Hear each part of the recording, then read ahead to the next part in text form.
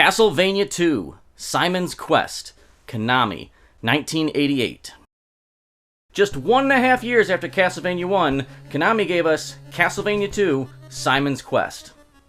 Clearly Konami knew they had a winning solution with the game and series it was now spawning, so they kept right on going with Castlevania 2. But this time, with a few gameplay style changes. Now right from the start here, I need to address a few things. First of all, I love this game, but somehow in the early 2000s, people really started hating it. I don't know what happened. When I was a kid, this game was awesome, and everyone I knew agreed. It was the dark gothic horror that Castlevania 1 had, but bigger and more stuff. I always liked this one the best on the NES, but like I said, somewhere in the early 2000s, people really came out of the woodwork and started tearing this game apart. But instead of me just bitching about how everyone else thinks this game is terrible, I'm going to easily debunk 4 of the biggest and most common complaints I've heard about this game. I'm going to apply these same complaints to other games that are known to be classics and loved by everyone. So, as I go through the empty accusations of how terrible this game is, I'm going to use The Legend of Zelda and Metroid for comparisons. Deal? Deal. The worst thing I hear people bitch about this game is it does not tell you where to go. It's a very big game with a lot of areas, and nothing really teases or hints at which way to go. There's no transitional scenery or music to let you know you're on the right path. And this game was made long before things like sequence driving was a thing, so you could spend a lot of time getting nowhere with no clues to help you along the way. For some people, that makes this game terrible. Going on an adventure, discovering new areas is apparently a bad thing. Now I understand, you don't want to waste your time, and you want to progress in the game, but there has to come a point in time when you're truly honest to yourself and admit you're just playing a video game. No matter what you do, it's going to be a waste of time, right? So the argument at this point would be, why even play if it wastes your time? Well, we play games to be entertained, ultimately. We watch movies to be entertained, we read books to be entertained. We want the entertainment out of it. That's what we spend our time on. And people don't find wandering around for the next area entertaining. They don't find being clueless entertaining. Now, that's fine. There's nothing wrong with saying, I'm bored, I don't like this. But let's compare here.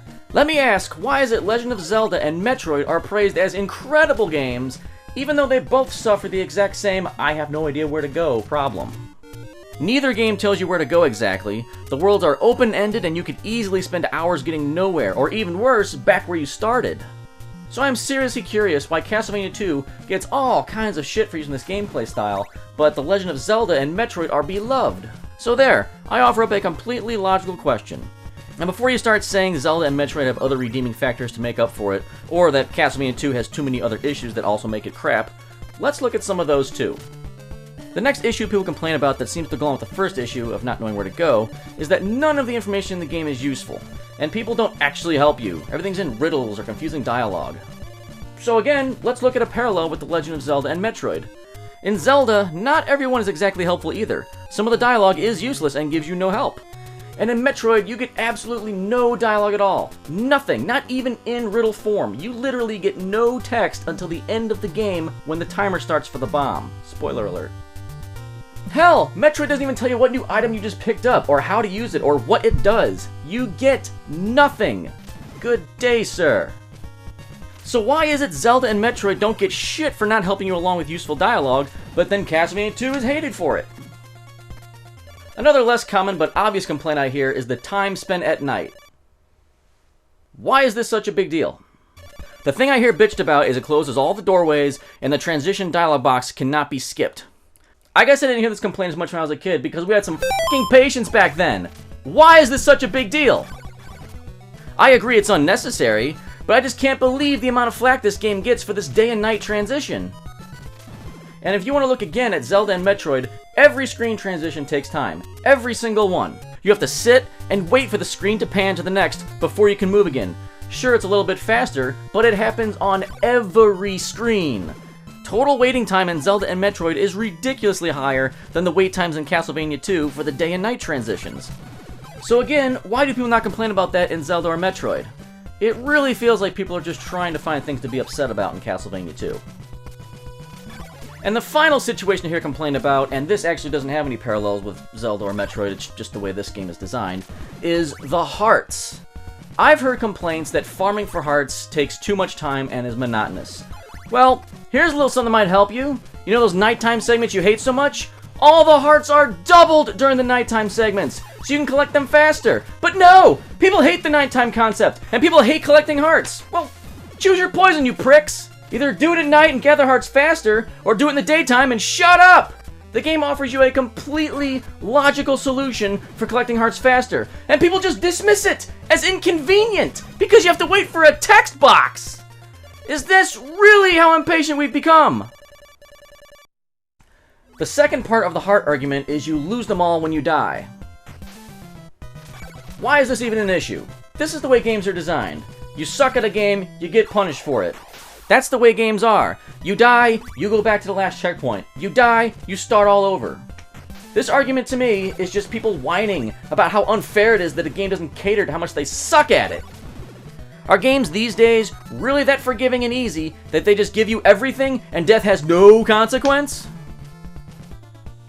To me, all these complaints and bullshit are people who either just discovered the game in recent years after playing modern games that apparently are infinitely easier to just play themselves, or these complaints are from genuine old-school gamers who just really weren't happy with the fact Konami did something different with Castlevania 2.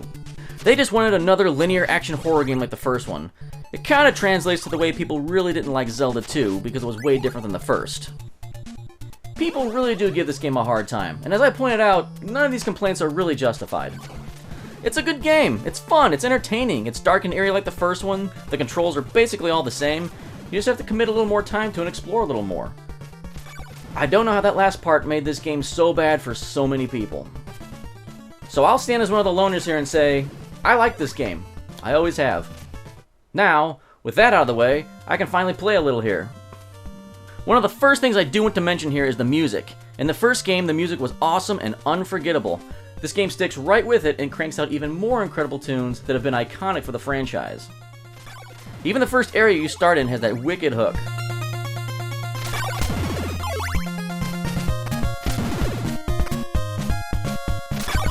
Once you move on a bit, you do start to see this plays exactly like Castlevania 1. The controls and whip are all the same, all the enemies are about the same size and just lumber around. One thing I did notice about Castlevania 2 that'll make you want to slow down and think a little bit is when you're on a staircase and you get hit, you fly off. In Castlevania 1, you just kind of get hit and keep on going. Eventually we make it to a mansion, which is the entire level system in this game. Completing mansions and collecting parts of Dracula. Seems a little redundant, but not the craziest plot I've seen in a game.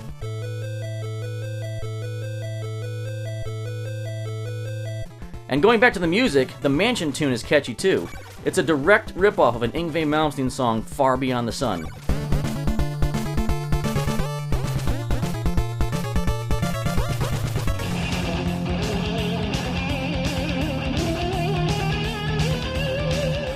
Yngwie actually put this song out in 1984, so sadly, if we have to admit there was any copying, Konami did it in 1988.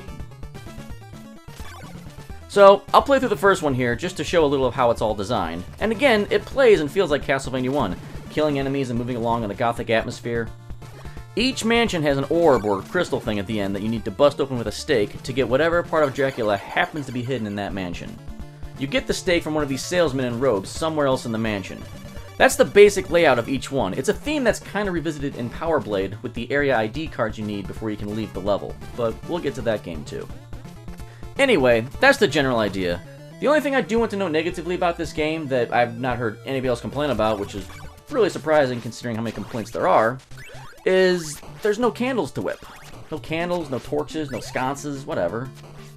Those were a fun part of the original Castlevania. Not only did you get some easy free stuff, but it kept you entertained even between killing enemies. Being able to whip the crap out of a stationary, harmless object that explodes in one hit, it's fun and it keeps you moving forward. But other than that, I think I've said what I need to say against all the other popular complaints against this game, and I think I've done a fine job defending this game. And all those other crap complaints can go to hell. 9 out of 10.